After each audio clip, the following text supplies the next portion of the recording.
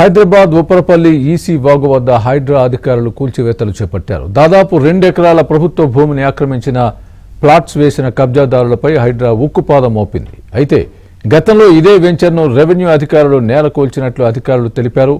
అయితే కబ్జాదారులు మళ్లీ ఆక్రమించారు.